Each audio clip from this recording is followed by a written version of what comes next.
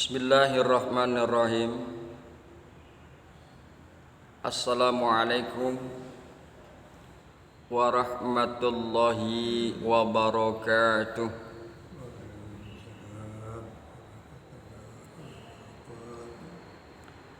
Pembahasan kita pada pagi hari ini masih berbicara tentang ilmu dan ibadah, bahwa pada pembahasan yang lalu telah disinggung ibadah itu terbagi dua, ibadah zahir dan ibadah batin. Kemarin telah kita kemukakan bahwa antara ibadah zahir dengan ibadah batin itu harus sejalan, satu sama lain saling mendukung.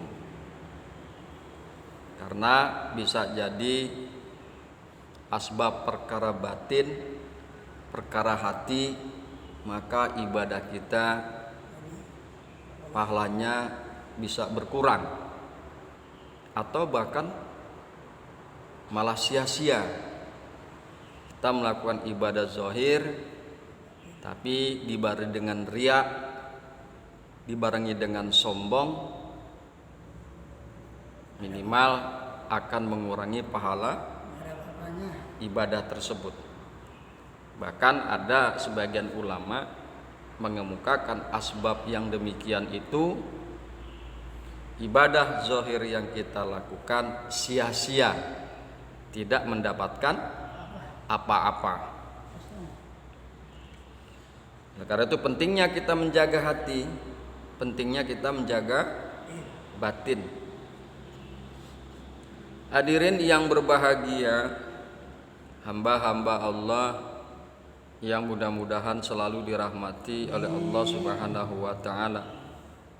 Kemarin kita sudah menyinggung berkaitan dengan ibadah batin, perkara hati, yaitu tentang tawakal. Wa 'alallahi fatawakkalu in kuntum mu'minin. Kemudian yang kedua contohnya adalah syukur. Washkuru lillahi in kuntum iyyahu ta'budun. Kemudian pengarang kitab memberikan contoh berikutnya berkaitan dengan masalah ibadah batin, yaitu masalah sabar. Wasbir wa ma sabruka illa billah. Ini tertuang di dalam An-Nahl ayat 127. Bersabarlah hai Muhammad, dan tiadalah kesabaranmu itu melainkan dengan pertolongan Allah. Jadi sabar ini hakikatnya Allah yang menolong kita. Allah yang menolong kita, Allah yang mencurahkan kesabaran di dalam hati dan diri kita. Hadirin yang berbahagia, hamba-hamba Allah yang mudah-mudahan selalu dirahmati oleh Allah Subhanahu wa taala. Kemudian definisi sabar itu apa sih?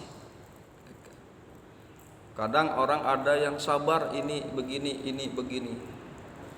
Bahkan ada orang mengatakan sabar itu ada batasnya. Ada juga yang mengatakan bahwa yang namanya sabar tidak mengenal batas. Kita akan coba untuk melihat tentang definisi sabar.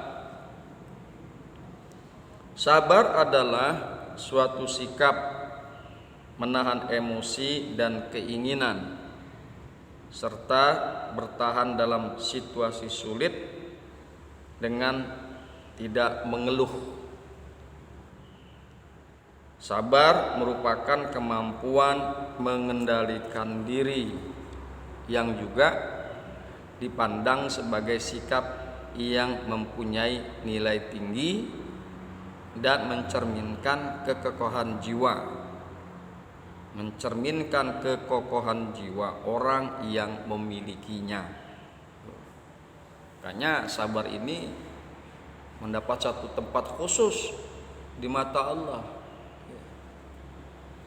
Nabi-nabi yang bergelar ulul azmi, ya, mereka adalah orang-orang yang memiliki sifat sabar tingkat tinggi. Kalau kita lihat bagaimana perjuangan Kanjeng Nabi Ibrahim alaihissalam, Isa alaihissalam, Kanjeng Nabi Muhammad sallallahu alaihi wasallam, dengan sabar yang dicurahkan oleh Allah Subhanahu wa taala, maka beliau para nabi bisa dan mampu mengatasi dan membimbing para umatnya. Hadirin yang berbahagia, hamba-hamba Allah yang mudah-mudahan selalu dirahmati oleh Allah Subhanahu wa taala, bahwa semakin tinggi kesabaran yang seseorang miliki, maka semakin kokoh juga ia dalam menghadapi segala macam masalah. Semakin kokoh ia dalam menghadapi segala macam masalah yang terjadi dalam kehidupan. Jadi kehidupan ini adalah satu ujian. Liyabluwakum ayyukum ahsanu amala. Fa idza asabatkum musibah qalu inna lillahi wa inna ilaihi rajiun. Itu salah satu ayat Quran tentang sabar. Wabasyiris sabirin alladzina idza asabatkum musibah qalu inna lillahi wa inna ilaihi rajiun. Jadi semakin tinggi kesabaran yang seseorang miliki, maka semakin kokoh juga ia dalam menghadapi segala macam masalah yang terjadi dalam kehidupan. Jadi kehidupan ini adalah masalah. Kehidupan ini adalah ujian. Masalah dan ujian itu bukan hanya berupa kesusahan saja, tapi juga di dalamnya termasuk kesenangan, kenikmatan. Itu juga adalah ujian. Bagaimana kita bisa menjalankan tasarruf terhadap harta kita dengan kita mengalahkan hawa nafsu. Mengalahkan hawa nafsu, tidak berhambur-hamburan, tidak boros dan lain sebagainya. Bersabar dalam rangka menjalankan kenikmatan yang Allah berikan. Jadi segala aspek kehidupan kita ini adalah ujian dan mengandung masalah. Hanya orang yang memiliki tingkat kesabaran yang tinggilah dia mampu mengatasi segala macam masalah dan ujian di dalam kehidupannya. Hadirin yang berbahagia, hamba-hamba Allah yang mudah-mudahan selalu dirahmati oleh Allah Subhanahu wa taala. Kemudian dalam sebuah pernyataan pendek dikatakan bahwa sabar itu seperti namanya adalah sesuatu yang pahit dirasakan, tetapi hasilnya lebih manis daripada madu. Pahit emang kita. Pahit ketika kita harus bersabar. Emosi kita yang sedemikian tinggi, amarah kita yang sedemikian tinggi, kita tekan dengan kesabaran. Oh, nggak enak sekali memang. Tidak enak sekali. Tensi kita yang tinggi kita paksa dengan kesabaran untuk tidak melakukan hal-hal yang tidak diinginkan. Pahit memang. Tetapi sabar itu akhirnya akan menuai madu, kenikmatan manisnya laksana madu. Makanya kalau kita sering merasakan ketika kita tertimpa musibah, tertimpa masalah, kita sabar. Kemudian apalagi kita barengi bahwa dengan mengatakan innalillahi wa inna ilaihi rajiun, itu plong hati kita plong manis. Jadi kita menjadi berserah diri, tawakal kepada Allah. Itu yang memang dirasakan, seringkali kita rasakan ketika kita sabar, seolah-olah kita tidak ada beban. Karena apa? Kita menyerahkan beban-beban ujian tersebut pada Allah Subhanahu wa ta'ala. Meskipun awalnya sangat pahit, tetapi dalam pelaksanaan hingga akhirnya kesabaran itu hasilnya lebih manis daripada madu. Pentingnya kita terus menjalankan kesabaran. Hadirin yang berbahagia, hamba-hamba Allah yang mudah-mudahan selalu dirahmati oleh Allah Subhanahu wa taala. Kemudian ibadah batin yang berikutnya sebagaimana Allah kemukakan di dalam surat Al-Muzammil. Al-Muzammil ayat yang ke-8. Wa tabattal ilaihi tabila, dan beribadalah kepadanya, kepada Allah dengan penuh ketekunan. Tekun ini juga sabar, termasuk dalam kategori ibadah batin. Banyak orang yang tidak tekun, yang tidak istiqomah dalam rangka beribadah kepada Allah. Nah, ketekunan dan istiqomah inilah yang harus tetap kita jaga dan kita pelihara, bahwa ketekunan itu, istiqomah itu akhirnya akan mendatangkan kemuliaan. Berapa lama kita udah ngaji begini-begini aja? Ada 3 tahun lebih. Begini-gini aja kita istiqomah, alhamdulillah gitu loh. Nah, ngaji ini kan salah satu bentuk ibadah. Ngaji ini salah satu bentuk ibadah. Senejan meskipun yang lain nggak mau ngaji, yaitu urusannya dia. Ilmu mah urusan sendiri-sendiri. Ya, Pak De ya. Mencari ilmu itu adalah urusan sendiri-sendiri. Gitu. Alhamdulillah, ketekunan dan istiqomah insya Allah meliputi kita semua. Jadi Allah mengajarkan kepada kita dan beribadahlah kepadanya, yakni kepada Allah dengan penuh ketekunan. Ketekunan itu atau istiqomah perlu terus kita pupuk dan terus kita tingkatkan. Karena apa? Insya Allah dengan ketekunan dan istiqomah kemuliaan akan bisa kita dapatkan. Hadirin yang berbahagia, hamba-hamba Allah yang beriman. Kemudian juga musonif mengemukakan maksudnya dalam ayat ini adalah berlakulah ikhlas secara benar karena Allah.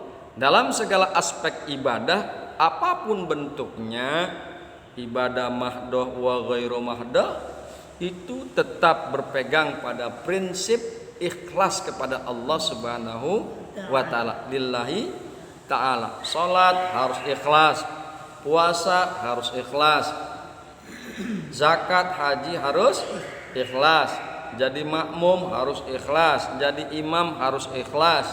Jadi aspek segala ibadah apapun bentuknya ibadah tersebut harus ikhlas secara benar karena Allah Subhanahu wa ta'ala.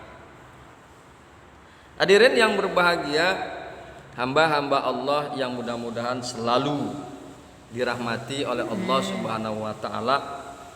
Kemudian dikemukakan oleh pengarang kitab, dan masih banyak lagi ayat-ayat Al-Quran yang menerangkan hal itu, seperti firman Allah dalam memerintahkan sholat dan puasa. Banyak ayat-ayat Al-Quran yang menerangkan tentang ibadah batin. Banyak.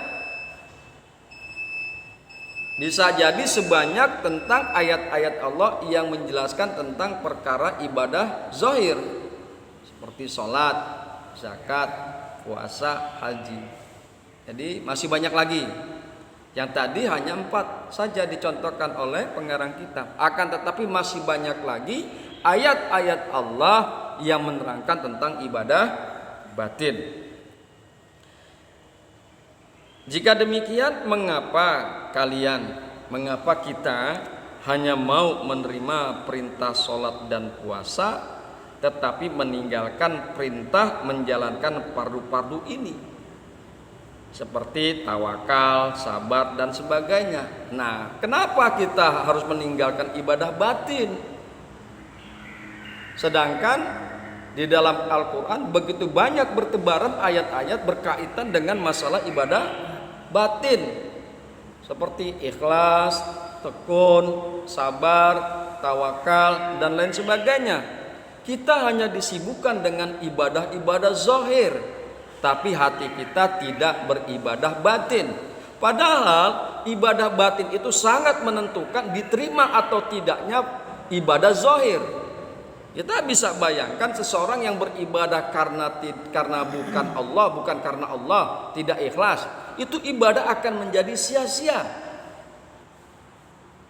Kita bisa kemukakan bahwa seseorang beribadah pengen dipuji oleh orang lain, riya, minimal pahalanya akan berkurang. Dan bisa jadi karena riya tersebut, maka ibadahnya seseorang akan sia-sia. Ini pengarang kitab musonib menegur kepada kita. Jangan kalian hanya pandai beribadah zahir, tapi kalian tidak pandai beribadah batin. Sholat tapi sombong misalnya. Sholat tapi nggak sabar. Sholat tapi nggak ikhlas. Jadi sekali lagi bahwa secara tidak langsung bahwa pengarang kitab ini menegur kepada kita. Hadirin yang berbahagia, hamba-hamba Allah yang mudah-mudahan selalu dirahmati oleh Allah Subhanahu wa taala. Padahal semuanya adalah Allah yang memerintahkan, dan dengan kitab yang sama, yakni Al-Quran. Semua itu Allah yang perintahkan. Mau ibadah batin kek, mau ibadah zahir kek, Allah yang perintahkan, dan semua tertuang pada Quran yang sama. Pada Quran yang sama.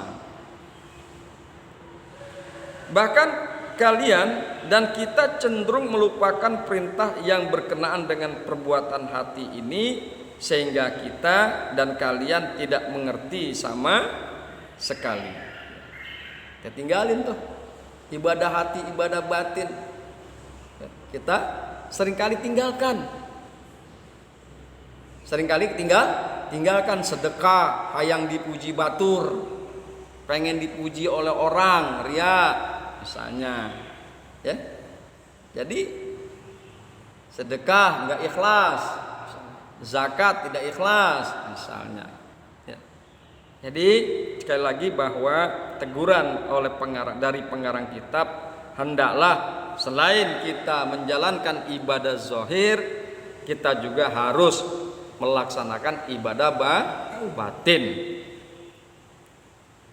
Hadirin yang berbahagia, hal-hal hamba-hamba Allah yang mudah-mudahan selalu dirahmati oleh Allah Subhanahu wa taala. Bahkan kalian cenderung melupakan perintah yang berkenaan dengan perbuatan hati ini, sehingga kalian tidak mengerti sama sekali. Hal ini disebabkan karena terpengaruh oleh orang yang bersifat cinta dunia, yang terbalik pandangannya, sehingga yang baik dianggap buruk dan yang buruk dikatakan baik. Jadi kadang-kadang kita ini justru malah terpengaruh oleh orang yang hubud dunia. Makanya kalau bergaul pilih-pilih. Orang munafik, fa'arid anhum, jauhkan orang munafik, jangan dideketin. Allah perintahkan begitu. Ya. Ya. Jadi kadang-kadang kita tergelincir kepada maksiat batin, tidak menjalankan ibadah batin karena terpengaruh oleh orang-orang yang sangat cinta dengan dunia. Hadirin yang berbahagia, hamba-hamba Allah yang beriman, cinta dunia itu adalah awal pangkal kemaksiatan. Cinta dunia yang terlalu berlebihan merupakan awal pangkal daripada berbagai macam kemaksiatan. Asbab kita cinta dunia yang terlalu berlebihan, maka seringkali kita menghalalkan segala cara. Ingin mendapatkan harta dunia, korupsi dilakukan. Ingin mendapatkan harta dunia, ngembat harta orang lain. Pengen punya tanah, ngembat tanah orang lain. Jadi sekali lagi bahwa orang yang sangat berlebihan mencintai dunia justru seringkali dia menghalalkan segala cara, dan sebisa mungkin kita tidak berkawan, tidak berteman dengan orang-orang yang seperti itu. Demikian yang dikemukakan oleh pengarang kitab.